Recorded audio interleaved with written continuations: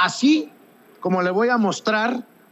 los mexicanos que llegaron desde Rumania en un avión de la Fuerza Aérea Mexicana, los que fueron desplazados de Ucrania, precisamente luego de la invasión rusa, así festejaron su llegada a territorio nacional. Cuando se les informa que ya están en México, esta es la expresión de los mexicanos y mexicanas que ya están en tierra azteca. Por tal motivo, la Secretaría de la Defensa Nacional, la Fuerza Aérea Mexicana y la tripulación de vuelo les da la más cordial bienvenida a territorio mexicano. Que tengan una excelente noche.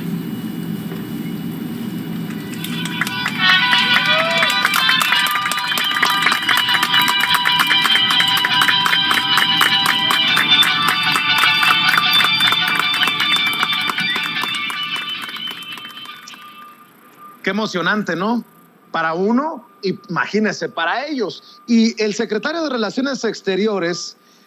Marcelo Ebrard, precisamente comparte el momento en el que llegan los mexicanos provenientes de Rumania. Esos mexicanos que salieron expulsados por la invasión rusa a Ucrania, estuvieron en Rumania, de ahí son recogidos por el avión de la Fuerza Aérea Mexicana. Le decía, llegaron muy temprano hoy a territorio nacional. El arribo. Como ustedes saben, no hubo escala en Irlanda y en Canadá, así que fue un viaje largo, pero estamos, la verdad, muy contentos de que hayan llegado con bien a México. Les damos la más cordial bienvenida, por supuesto.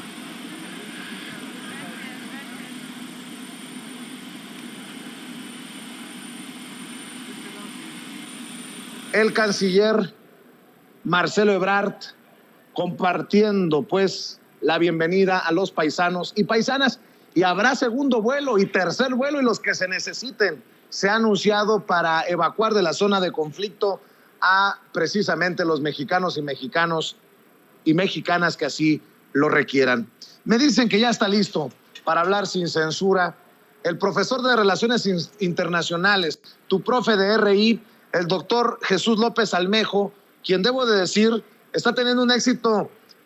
nunca antes visto en la historia de su canal de YouTube, tu profe de RI, y lo celebramos desde esta trinchera libre como el viento, porque eso quiere decir que la gente está interesada en el conflicto, porque está involucrada Rusia, porque está involucrada Ucrania, porque está involucrada la OTAN, porque está involucrado Estados Unidos, porque se habla de censura a medios rusos, porque ya hay legisladores mexicanos que llevan una carta al Senado pidiendo que México envíe armamento a Ucrania, porque vemos a legisladores estadounidenses criticando al presidente Andrés Manuel López Obrador por no anunciar sanciones a Rusia por la invasión, en fin, porque hay mucho en juego y porque usted se merece información honesta, es la que está precisamente dándoles en su canal de tu profe de RI, el doctor Jesús López Almejo, y el análisis puntual que no debe faltar. Felicidades, profe, porque veo que la audiencia va en aumento y no es para menos. En este momento la gente necesita información sin máscaras, información transparente. Te mando un abrazo, profe.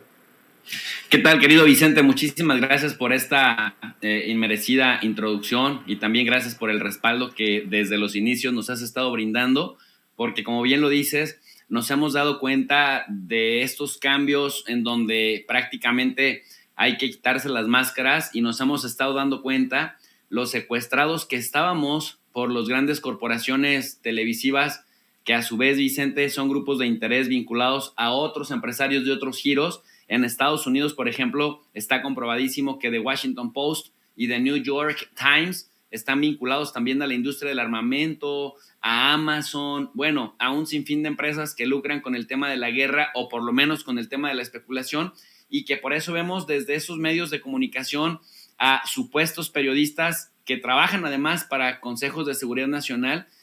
Vemos a supuestos periodistas haciendo apología de la guerra o por lo menos apología de la especulación, para ganar mientras tanto en las bolsas de valores, en las industrias que se dedican a vender armas, pero también que se dedican a vender insumos de guerra como uniformes, como alguna cantidad importante de insumos de otra índole,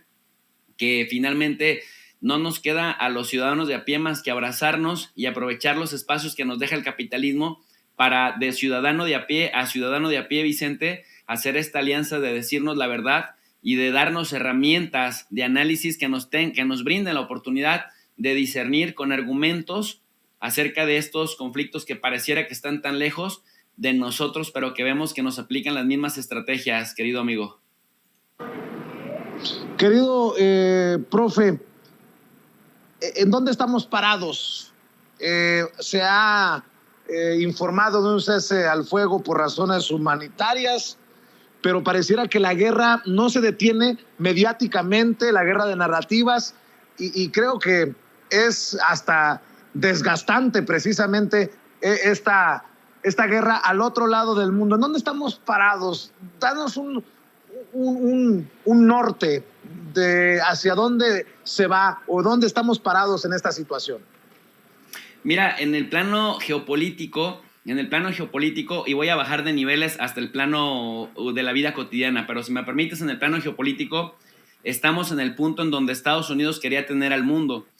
Hay un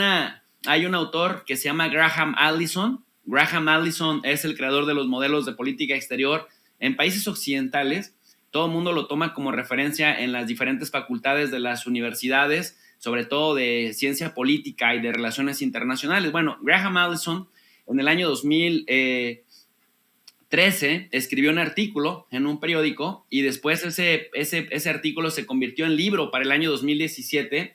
y hablaba de la guerra del Peloponeso, en donde Tucídides advierte de la trampa, y la trampa de Tucídides, esto es bien importante que la gente tome nota, que lo revisen más a fondo posteriormente, porque este teórico Graham Allison, cuando habla de la trampa de Tucídides, hablaba de cómo una potencia que va medio en decadencia se siente amenazada cuando emergen otros posibles competidores y se encuentran en camino de colusión a una guerra. En este caso, el que está en la cima, si se está sintiendo debilitado o se está sintiendo retado y ve que hay posibilidades de que el orden cambie, y si el orden cambia, el orden institucional, el orden militar, el orden financiero, el orden comercial cambia, entonces mueve sus tentáculos para evitar que los posibles competidores lleguen a la cima y por lo menos le disputen el liderazgo del mundo. Yo lo he dicho en diferentes medios de comunicación, considero que en el plano comercial y económico Rusia no es competencia todavía para Estados Unidos, pero sí lo es en el plano militar. En el plano militar difícilmente encuentras en el mundo un país con la capacidad bélica y la capacidad de destrucción de Rusia. Me parece que ni siquiera Estados Unidos en un duelo tendría oportunidad de derrotar a Rusia. Lo digo con mucha responsabilidad. En el plano comercial, Estados Unidos ve en su principal enemigo justamente a China. De hecho, Graham Allison, cuando habla de la trampa de Tucídides, decía que con quien estaban en riesgo de colusión, es decir, que ya iban hacia allá apuntando las fuerzas, era con China, y por eso veíamos el cerco que Estados Unidos le tendía a China con la trampa de Taiwán, en donde, por cierto, vimos ayer, 3 de marzo, a Mike Pompeo, ya muy apersonado, como con 90 libras de menos, un hombre ya muy delgado, que tiene otra apariencia física a la que traía cuando era secretario de Estado, del Departamento de Estado, y andaba en Taiwán, fue condecorado y decía que ya Estados Unidos debería de una vez por todas reconocer a Taiwán, es decir, que como funcionario sostuvo que China era un estado genocida porque estaba asesinando a la población de uigur de Xinjiang y que tenía que reconocer de una vez por todas como un estado libre e independiente y soberano a Taiwán. Digo, no lo hicieron cuando él estuvo en funciones en la administración de Trump, pero lo que te quiero dar a entender, pues, es que la trampa de Tucídides nos advierte, pues, que una potencia es capaz de movilizar todos sus tentáculos para minimizar, para disminuir, para desgastar a los posibles candidatos a sucederlo. En este orden tripartito, en el plano militar, Rusia es el que lo desafía, en el plano comercial, China es quien lo desafía, y vimos que en 2018 Trump le declaró una guerra comercial abierta con todo y sin reservas a China. China le devolvió el efecto espejo y entonces Donald Trump resintió en la economía estadounidense, digamos, la respuesta china. Después por eso especulaba que el COVID era el virus chino y que era una manera para haberlo cercado y mermado. Y de hecho, Vicente, si te fijas, en algunos estados en donde en 2016, en el Roosevelt, en el Snowbelt, Estados Unidos ganó Donald Trump, pues ya para 2020, pues ahí en esos mismos estados perdió porque se resintió mucho la guerra comercial contra China. En el caso de Rusia, pues ya vimos, Estados Unidos se ha dedicado a mermar las relaciones, la consolidación de las relaciones comerciales y la cooperación en materia de seguridad con Rusia. Ya no permitieron que los europeos, que están bastante subordinados a Estados Unidos, vean en Rusia un aliado potencial que les estaba brindando seguridad energética, y frustró el Nord Stream 2 y además también frustró el acercamiento comercial en otros ámbitos de la canasta básica. Por eso vemos, querido Vicente, que tienes el petróleo disparado. Por ejemplo, el petróleo Brent está entre 108 y 113 dólares por barril el costo. El petróleo, el West Texas Intermediate está en 103, 104, pero está rompiendo récords hacia arriba. Dicen que menos mal que los panistas, la derecha mexicana, no son apostadores, porque cada que apuestan algo le pierden, porque se dejan llevar más por la ideología que por el cálculo racional bien documentado. Y estos que decían que se apostara por las energías verdes, pues ahora que Rusia le cierre la llave al gas con Europa, que también es algo que Estados Unidos buscaba, mermar para siempre esa relación, para acercar a sus aliados Qatar, a sus aliados Australia y ellos mismos como proveedores principales del gas en el mercado europeo, pues lo van a resentir mucho los europeos, porque ahora se les va a empezar a disparar hasta 6 o 7 veces más el gas. Y esto de por sí, querido Vicente, que le va a dar muchas ganancias económicas a Estados Unidos con el menor riesgo posible, porque si se desata una guerra se desataría en el continente europeo, con el menor riesgo, porque pues Estados Unidos finalmente hay un océano que lo separa de ese escenario bélico y se va a dedicar a hacer un poco lo que hacía en la Segunda Guerra Mundial, a desgastar al otro significativo, a vender insumos de guerra, a especular con el comercio de las armas y por otro lado también a proveer la materia prima que a Europa le va a dejar de llegar de Rusia. Mira, Rusia es la potencia mundial de trigo, la quinta parte del trigo que se produce en el mundo se produce en Rusia y Europa se beneficiaba bastante de eso. Entonces, ahora que Europa mismo se están comportando de manera muy xenófoba con los rusos, que de verdad me parece que incluso corren el riesgo de caer en lo otro, es decir, en una actitud medio genocida, en el sentido de que tú no puedes mermar psicológicamente ni dañar psicológicamente a una población en razón de su nacionalidad o de su ideología o de su religión o de su idioma. Y en este caso están suspendiendo, por ejemplo, en Italia las pláticas de Dostoyevsky, está la Federación Internacional de Felinos suspendiendo a los criadores de gatos rusos, están también expulsando los de la FIFA, expulsando los del COI, cerraron ya Russia Today y Sputnik News. Es decir, también la embestida es brutal en contra de la población civil. Y dime, querido Vicente, nosotros los civiles no necesariamente, y más en un estado como el Rusia, donde el gobierno es fuerte, los civiles casi no tienen injerencia en las decisiones del Estado como para que se desquiten a la mala con los civiles. Entonces, cuando tú me preguntas cuál es el estado de cosas, el estado de cosas es que en el contexto de la trampa de Tucídides, que ya advertía Graham Allison desde el 2017, y que después Stephen Cohen, este historiador experto en historia moderna de Rusia, decía, nosotros cercamos a Rusia. Si cercamos a Rusia, así como cercas a un oso, Rusia va a responder con la fuerza militar, porque Putin, una vez que toma una decisión militar, jamás se echa para atrás. Nosotros, en lugar de darle salidas diplomáticas, le cerramos todas las salidas diplomáticas y eso permitió y facilitó que los europeos puedan justificar su xenofobia y su rusofobia, porque también recordemos que desde los tiempos del COVID-19,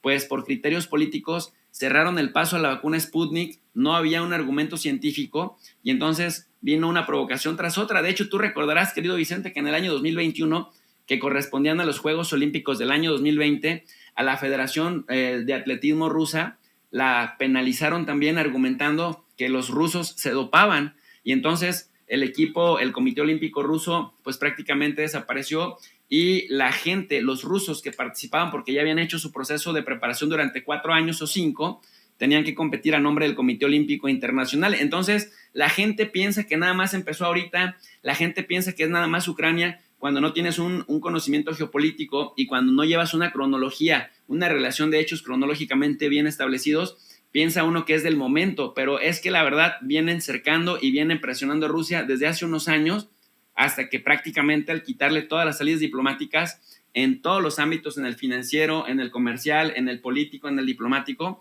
pues terminaron por generar esta reacción que estamos viendo, Vicente. Profe, he seguido lo que escribes en redes sociales, lo sabes, porque te respeto, y me llamaron la atención algunos tweets.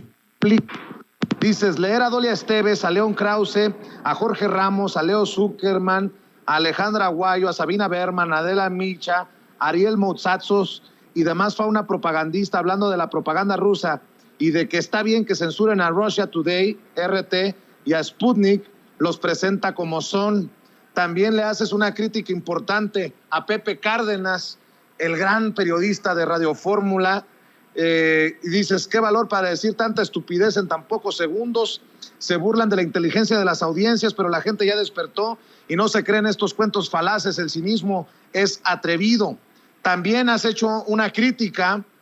de los 3 chiflados, los 3 senadores del Grupo Plural, Gustavo Madero, Emilio Álvarez Icaza y Germán Martínez. Dices, vaya tercia de hipócritas y ridículos, ya ni dignidad ni tantita pena, lo suyo es la necrofilia. ¿Cómo ves el papel que está jugando México y a donde parecería que quieren también llevar legisladores,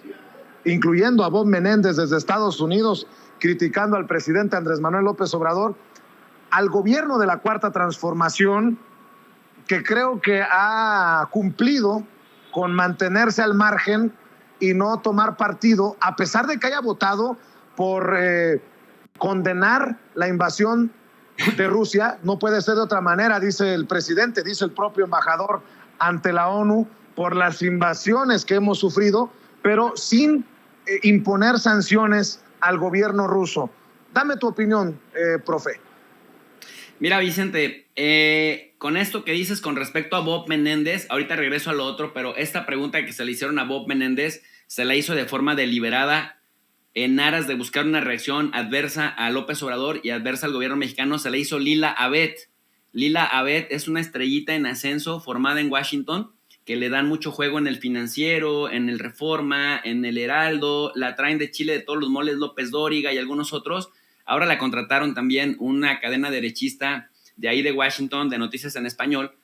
porque quiso también emprender un proyecto en YouTube y prácticamente no tenía audiencias, creo que no pasa ni de 1,000 suscriptores, pero ella abiertamente fue y le hizo la pregunta, pero casi, más que con interés periodístico, ya sabes, cargada de ideología y buscando una respuesta adversa de Bob Menéndez, que finalmente la encontró, ¿no?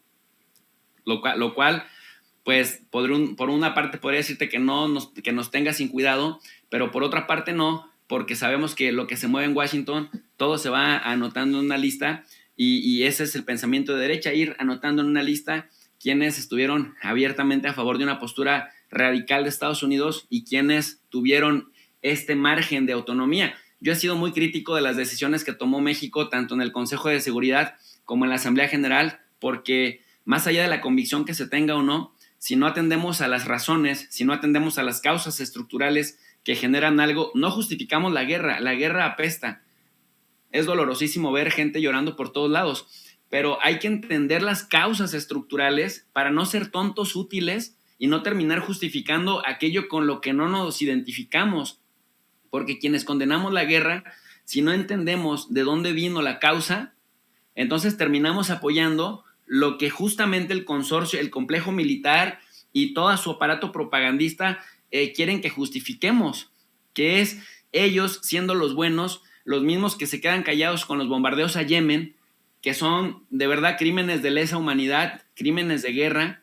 que son bombardeos genocidas, y la gente que quiera saber la diferencia entre genocidio, crimen de guerra, crimen de lesa humanidad, que se eche que lo busquen en internet, Estatuto de Roma de la Corte Penal Internacional, Estatuto de Roma de la Corte Penal Internacional. al artículo 6, en el artículo 6, en el artículo 7 y en el artículo 8, te dice que es un genocidio, que es un crimen de guerra, que es un crimen de lesa humanidad, que es un crimen en contra de la humanidad, y todos esos argumentos los vas a encontrar, o todos esos artículos y sus respectivos incisos, los vas a encontrar en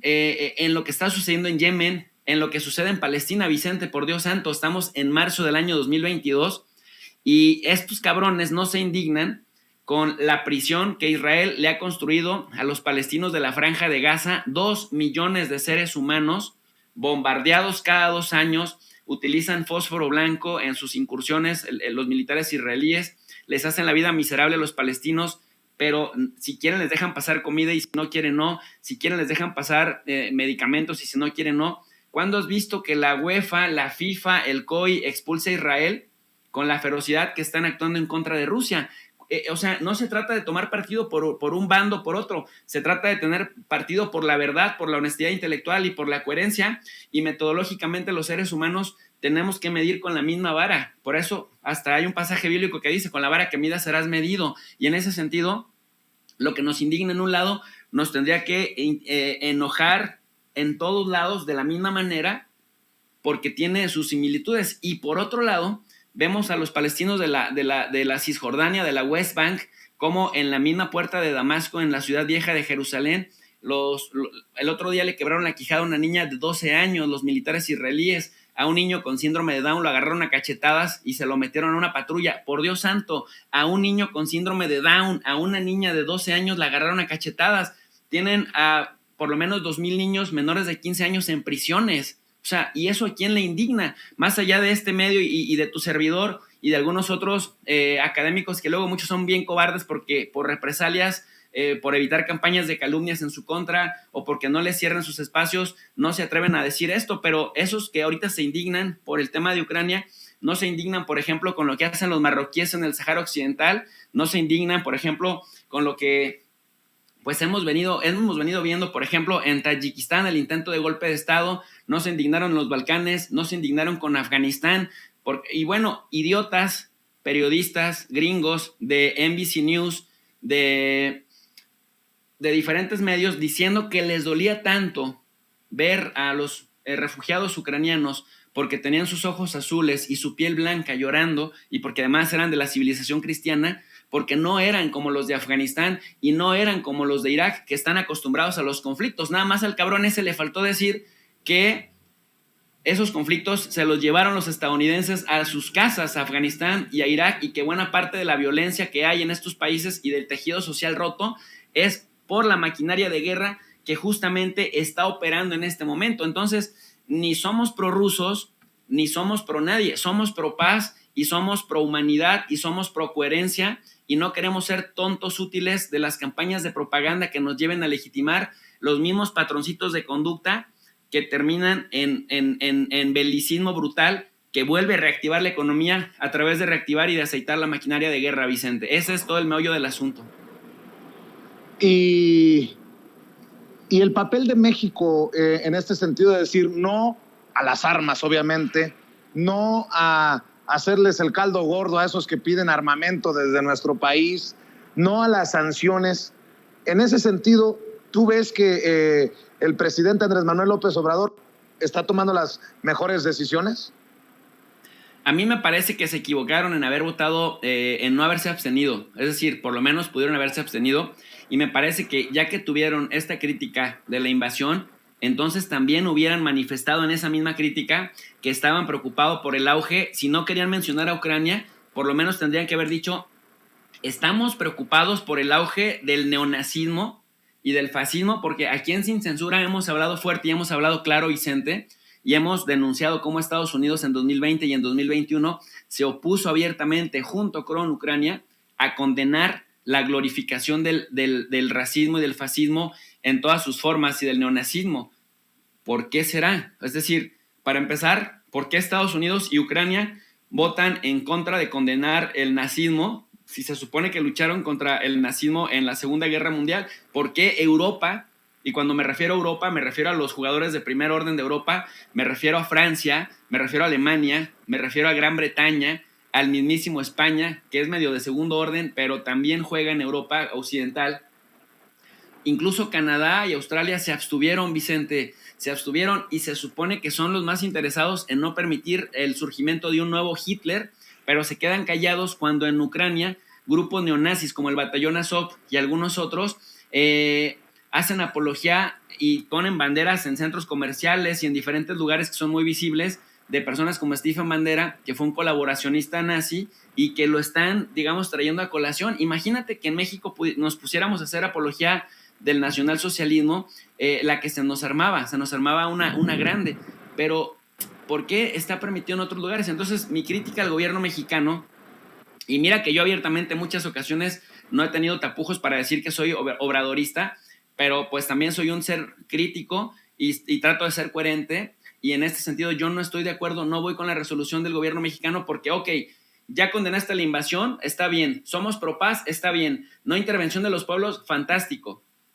pero también está la otra parte y es un principio también de política exterior, fracción 10, artículo 89 de la Constitución de los Estados Unidos Mexicanos, que dice que México se obliga a la promoción de los derechos humanos y a la lucha por la paz y la seguridad internacionales. Es su obligación de México, también es un principio de política exterior, no solamente el de la no intervención o el de la igualdad jurídica de los estados o el de la autodeterminación de los pueblos. También la lucha por la paz y la seguridad internacional es el principio número 7.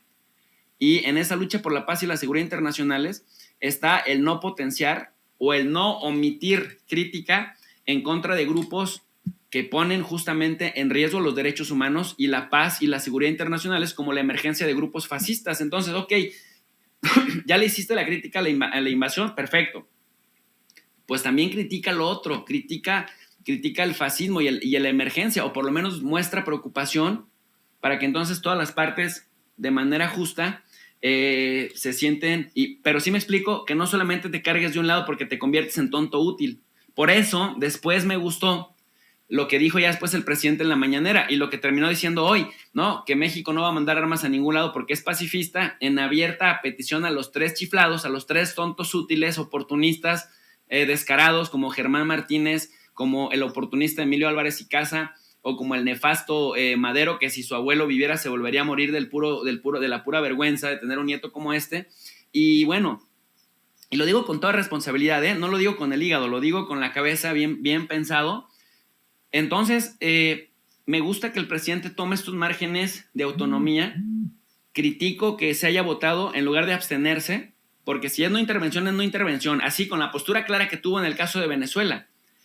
Pero además, considerando que Rusia ha sido un buen socio de México cuando ha tocado en crisis como por ejemplo el COVID, que te facilitaron 29 millones de dosis y que Marcelo Ebrard hasta hizo una gira a Moscú, y de pronto hoy le das completamente la espalda, o sea,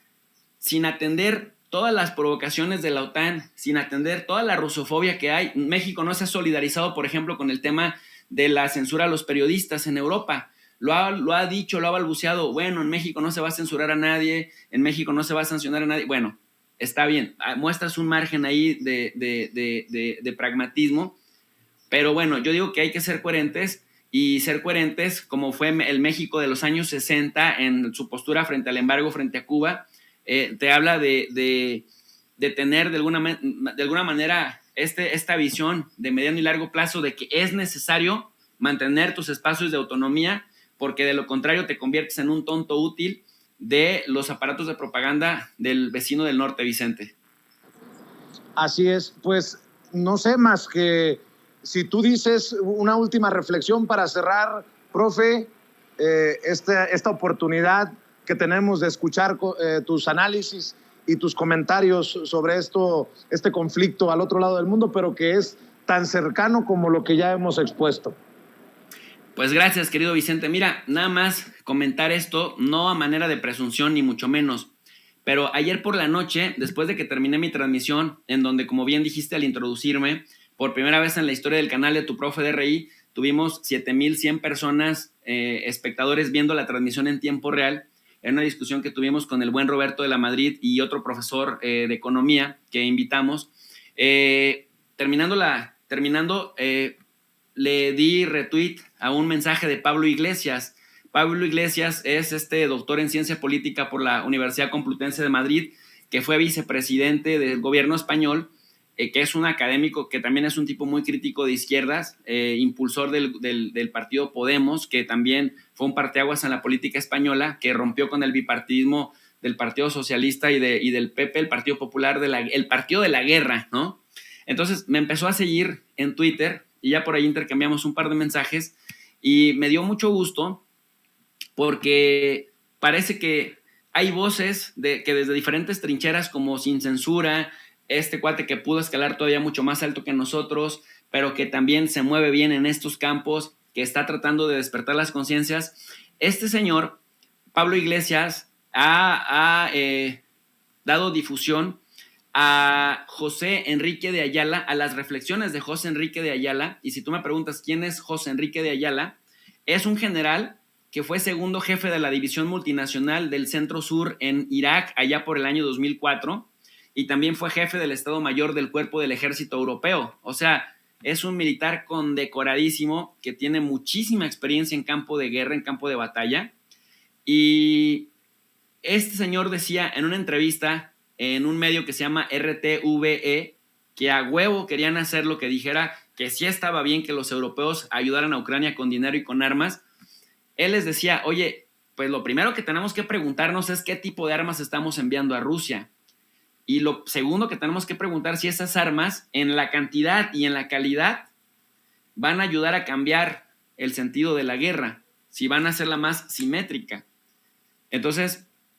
lo que está pasando ahorita es que están incendiando como cuando quieres apagar una fogata, pero le echas unos poquitos chorritos de agua y tú sabes que el oxígeno hace que la fogata se haga más grande. Entonces, en lugar de estar mandando armas para estar alimentando el fuego, y si vas a tener 20,000 muertos en 15 días, porque no estás cambiando el orden de fuerzas y no va a servir para detener a Rusia, y lo otro es, si aumentamos el nivel de armas que estemos mandando, Rusia seguramente también va a aumentar su nivel de artillería, porque si Rusia quisiera eliminar a los ucranianos, ya lo hubiera hecho, y lo hubiera hecho desde la defensa aérea. O sea, no tendría necesidad de hacer nada más, pero está siendo selectivo con los ataques, se está yendo en contra de infraestructura militar. Entonces, este general que tiene experiencia como jefe de división multinacional del Centro Sur de Irak en 2004 y que fue jefe del Estado Mayor del Cuerpo del Ejército Europeo, dice, lo que se tiene que hacer ya para evitar muertos y para evitar más derramamiento de sangre de manera inútil es que se sienten a negociar con Rusia y que le den salidas diplomáticas, porque de lo contrario, agrediéndolos con la expulsión del sistema de pago, del SWIFT, la agresión a su comunidad civil en el exterior, la rusofobia que ya se está traduciendo incluso en cambios a las legislaturas en lugares como Lituania, que aprobaron que vayan mercenarios de Lituania a pelear en Ucrania, o que vayan, o que en la República Checa ni siquiera puedas por lo menos dudar de lo que te dicen que está bien, porque te pueden meter a la cárcel. Entonces dice, no se le está dando ninguna salida y lo que se está haciendo es seguir atizando el fuego y vamos a ser cobeligerantes, y esto puede llevarnos al punto de no retorno, y entonces sí, no va a haber control sobre las cosas. Lo mejor es la salida diplomática, pero en la salida diplomática es pedir, pero también conceder, es decir, también ir cediendo, no imponer y esperar que el otro ceda a las imposiciones cuando no estás en la capacidad ni militar, ni económica, ni logística de imponer nada, querido Vicente. Esa sería pues la reflexión, porque luego nos dicen, oye, ¿y tú eres militar? No. ¿Eres estratega? No. Pero leo militares, leo pensamiento estratégico y leo y sé de teorías de la acción comunicativa, y le he dado seguimiento durante 10 años a este problema. Entonces, quienes intentan descalificarnos diciendo que no somos militares, bueno, pues les presentamos entonces la versión de militares que sí han estado en el más alto nivel en batallas reales, Vicente. Así es, profe, pues hay que seguir invitando a la gente para que se sume a tu canal y para que te siga en redes sociales. Gracias, Vicente. Pues a toda la audiencia de Sin Censura los invitamos al canal de Tu Profe de RI. RI significa Relaciones Internacionales, y allá abordamos de lunes a viernes de 4:30 de la tarde en adelante, y también de 10:30 de la noche en adelante, en el único y verdadero club de los desvelados para el análisis de la geopolítica y las relaciones internacionales. Los temas que están en este momento pues en boga, pero no los abordamos únicamente desde la coyuntura, sino también los repensamos desde las causas estructurales de los mismos. El canal se llama Tu Profe de RI, y pues estamos a la orden, Vicente, con una lectura, con una práctica universitaria, porque queremos despertar la conciencia, y como dice el buen Toño, también con el espíritu crítico, Vicente.